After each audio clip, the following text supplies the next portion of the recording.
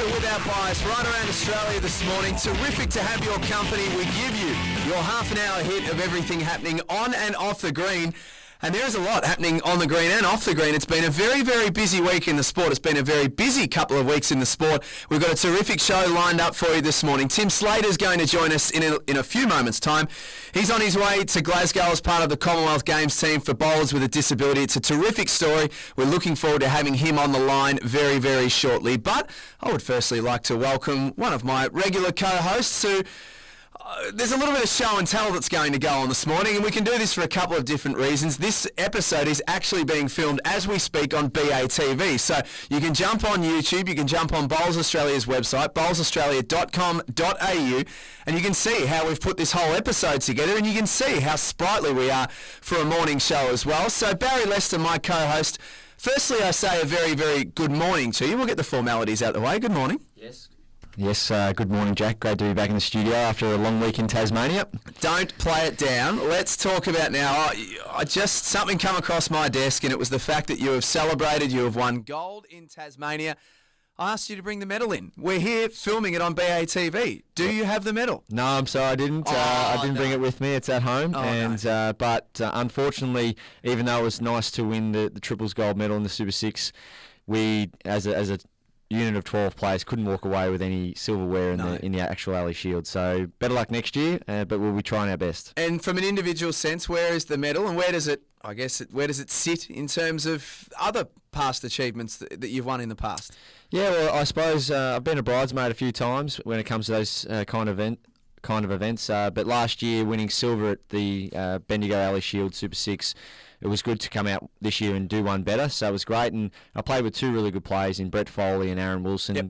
Big names are going to be in the sport. So it was a well-run event. The club was great. The greens were good. Bowls Australia did a fantastic job. So, it's right up there. Every time you represent your state, you're obviously very honoured and proud to do it.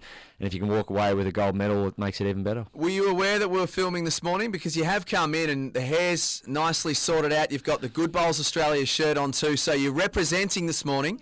You're looking sharp this morning, Baz. Well, yeah, usually you've got all the gear on, and I'm just trying to live up to your expectations. But no, I didn't know the cameras are coming in. But it's great to obviously have them here and see what we do inside the studio. Yeah, it's terrific. As we said, you can head to the website www.bowlsaustralia.com.au, or you can check us out on YouTube as well.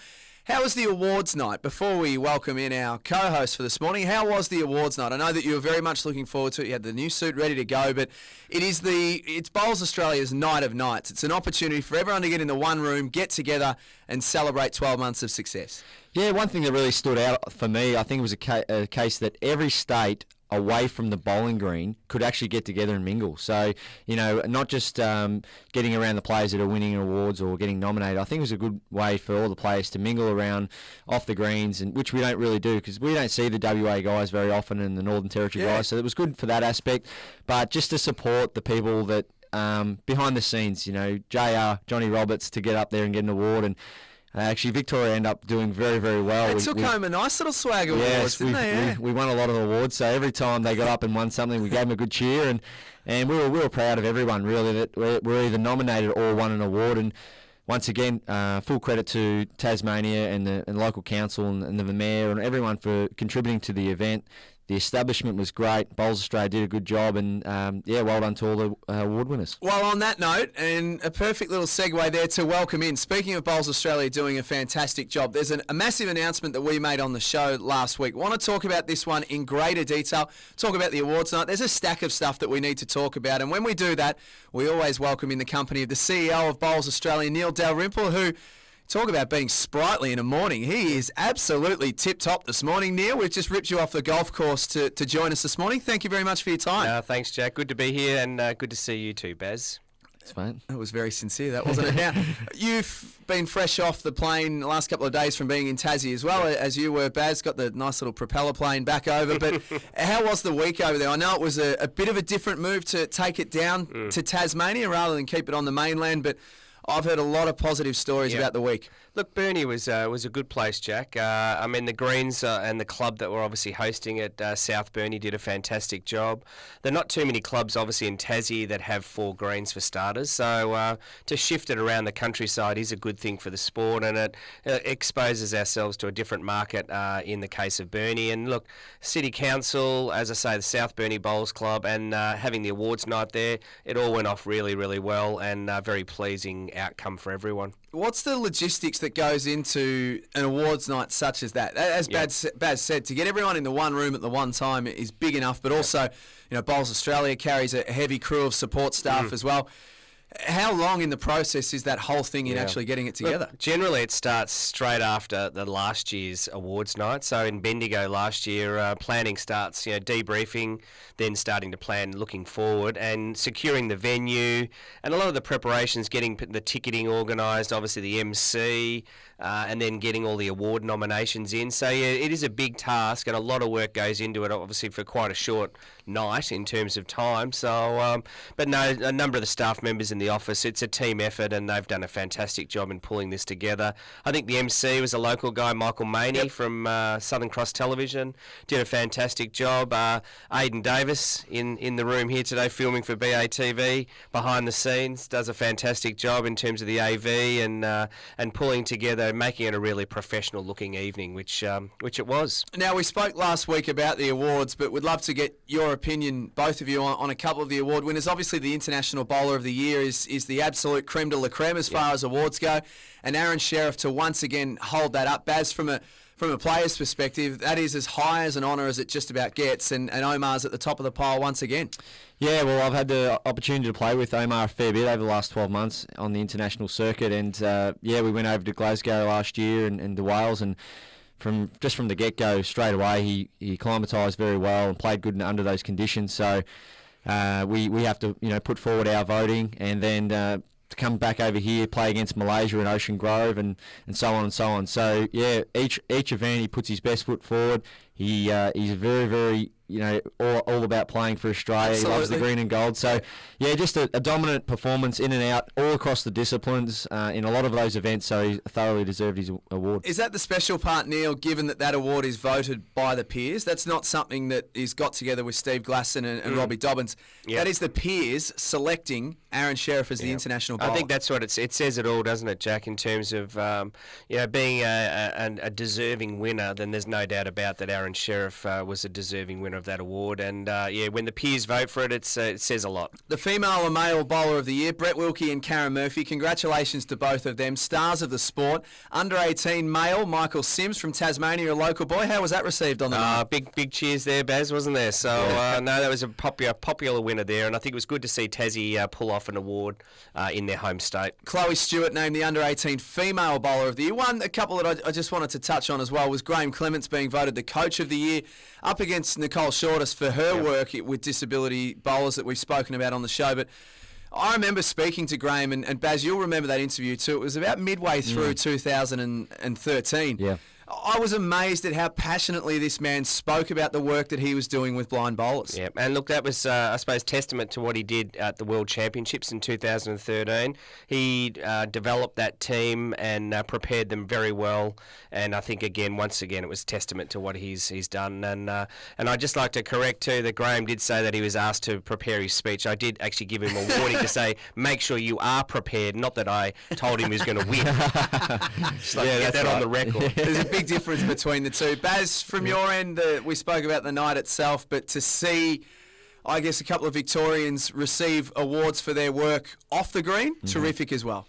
Yeah, well, we keep saying it every year. We go along to these Australian Open tournaments, and there's these people, and you see them, but you might have a quick chat to them, but it's not easy to forget about them, but because you're focusing on the game. But when you reflect on the event, you do realise that those officials, everyone that's handing out a card or some stickers or anything to give you directions, they make the tournament, they make the event. So to see them up there, either getting one nominated and two winning the award is brilliant. So, I tried my best to get around all the award winners and nominees to say well done, because I personally, just really, really appreciate what they do.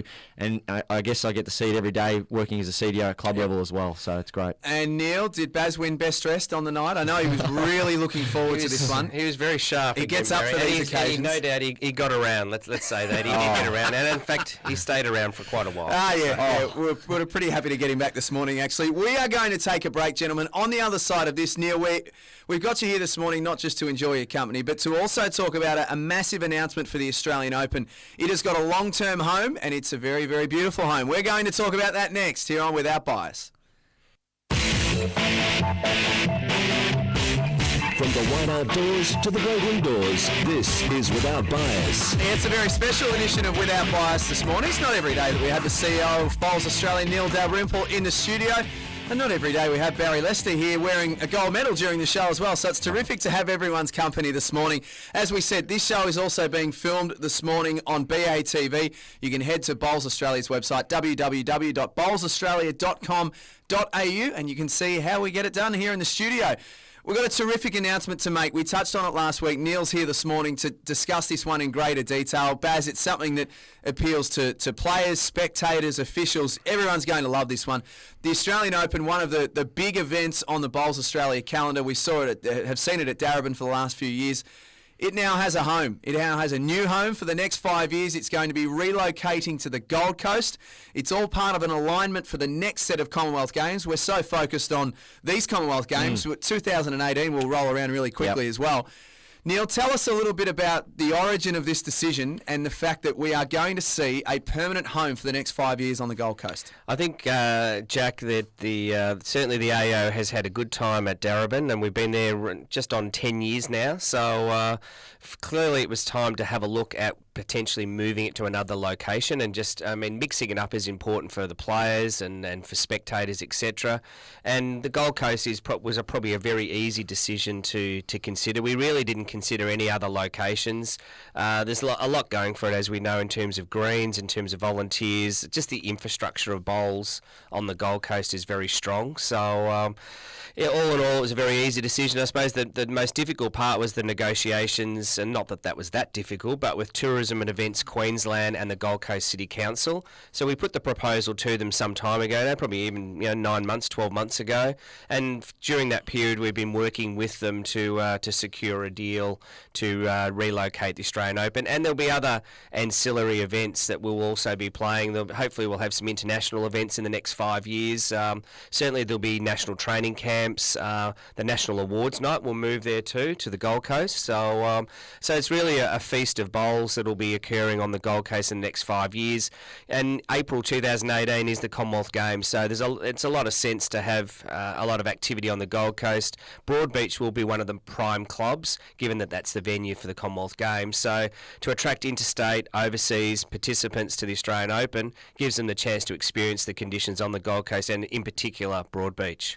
And Neil, from a marketing perspective, do you feel with the climate and what the Gold Coast has to offer, do you think it'll attract more people from overseas and maybe more people from around Australia, just to say, well, maybe we can even pack the caravan, pack the kids, if we get knocked out early, we'll go off to all the theme parks, etc., and have a good time in good weather in a good place in Australia. No, definitely, Baz, and we've certainly been cognizant of the dates. So the 13th to the 25th of June 2015 has been strategically located around other activities and other events on the Gold Coast in bowls, but also other attractions on the Gold Coast, so other events that are occurring. So absolutely, and it's also linked to school holidays. So 2 weeks, yes, people will have to take 2 weeks off to come. Just a point too to make is that it's going to be sectional play. There won't be any pre-qualifying in state, so you'll actually be guaranteed games. And the entry fees, we're working on that at the moment. So, but potentially you can enter singles, pairs, and fours from an open point of view, and get to play in all of those disciplines in the section play. Be guaranteed X number of games over an 8-day period. If you're successful to get through the section play, the knockout phase, then that's great. You'll keep going and obviously start to win some prize money. Is this a good opportunity to, in a way, reboot the event, give it a new home, give it a new look, a new feel, and change some of the formats as well, and build it sort of long term? Absolutely, and I think it's the formats are linked to the Commonwealth Games format, so we'll be playing the same style of play. But yeah, look, it's a chance to grow the actual event in terms of participation, and hopefully get new participants. Absolutely, we want interstate, overseas people, and to make it a really international event, which will be exciting for every bowler in the country. Baz, how do you feel about it from a player, knowing that not only do you get this nice, beautiful, warm home, but with an eye to the next Commonwealth Games as well, that this is an area where you can keep going back to the venue where you're going to see Commonwealth Games being played in 2018 and be 2, 3, 4 years ahead of the rest of the competition? Well, first of all, you've obviously got to think, well, the weather's going to be pretty good. Generally that time of year, you know, the weather's good, and even now people go up there that time of year travelling to playing good tournaments, so that's good. The greens are always great, so I think what we're going to see, probably more people look to use their time a bit better and go, oh, you know, I can't usually play in the Australian Open, I haven't got enough leave up or anything, but I think they'll look to work both in. So, you know, I will treat it as a holiday and play some bowls, and I think a lot of people do that anyway. The one I'm interested to see is the countries overseas going, wait a minute, Gold Coast, Com Games, only a year or 2 or 3 away, let's start getting over there playing in that event and maybe even some other events, and I think that you'll see that happen. Is there going to be a bit of an infiltration, do you think, Neil, of the internationals now wanting a slice of the Australian Open for that reason? Talking to some countries, and we'll certainly be talking to them at the Commonwealth Games this year, and getting invitations out there. But talking to the Malaysians, the Hong Kong, the Kiwis, I would anticipate that they'll have strong contingents of players that will come over. And it's not just the elite players. I think it's other, people at lower levels of the game too will be attracted to coming to the Gold Coast. But absolutely, Malaysia will want to spend a lot of time on the greens, whether it's at Broadbeach or the adjoining clubs, and certainly the New Zealanders. I mean, one of the biggest complaints from them was that they travel across to the Australian Open as it is, get knocked out in the first round, and then they've got to fly back. So this way, guaranteed number of games. And plus the prize money is always attractive. And let's, with an eye towards what's coming up in the middle of this year in Glasgow, slightly cooler conditions, I would have thought, between Gold Coast and Glasgow, but with an eye to what's going on there now, we've got our squad, we're all set, we're ready to go. From your perspective, Neil, the preparations, from an outsider looking in, the preparations couldn't have been any better for mine. And I think, just down at Traralgon the other week there, which certainly Baz was very familiar with, I mean, the way the green was prepared there for the conditions that they're likely to experience in Glasgow was a testament to their greenkeeper down there. And I think Maribyrnong Park in Melbourne also has been very good in terms of the way So, yeah, you're right. I mean, Steve and his team have prepared the team very well. And, really we can't do much more other than to get out there and play well in July, August. Good opportunity, I guess, as a whole for the sport. It feels like it's and question to you both, feels like it's in a really good place at the moment, and not just from an administrative perspective, but certainly on the green as well. But bowls really feels like at the moment it's on people's radar, and not just bowls people, but on sports radar, which is terrific. It's why we're here every Sunday morning doing this show. It's all part of a broader plan, but at the moment it feels like people are very aware of what's going on. Look, I think so, and I mean, look, we can't hide the fact that there's still many clubs struggling out there, and I think that's where Baz and the other CDOs come into it. So rather than not trying to cover up some of the cracks, but I mean, that's still a challenge for the traditional membership model, so that's something that we are working on at the moment. But suffice to say, at an elite level, at an event level, we just got to keep providing opportunities and keep people in the sport and keep them excited, keep the sport in the media, on the radio, on television. It's keep the profile up is really important. Yeah, I think we're absolutely sport with what's happening at the moment from an elite level, but also now club level through the CDOs, getting out there and supporting clubs. I'm meeting with clubs at the moment, trying to help them get some grants to put in new synthetic surfaces, or it might be just to get some good programs up and running. So, yeah, as we push into that winter period over the next 3 to 4 months in Victoria, it is becoming harder, but we've got to work with what we have. But all in all, I think the sport, both marketing, media and local advertising, it's in a really good place. As we wind up this morning, Neil, what's coming up? Obviously Glasgow's the big one on the radar, but from a local perspective, what's on the horizon in the next few months? Look, we've got a number of important meetings. The CEOs getting together with the CDOs in Broadbeach. Surprise, surprise! In a couple of weeks. Look at Baz just nodding his head, saying, "I'll be there." Hope the weather's good in April, which of course will be the Commonwealth Games time of the year in April 2018. So we'll certainly hope hopefully see what the weather's like this year. But then we've got all our state presidents, state CEOs getting together in June. So it's probably not necessarily the off-season, because there really is no off-season anymore, but it's certainly some of the meetings and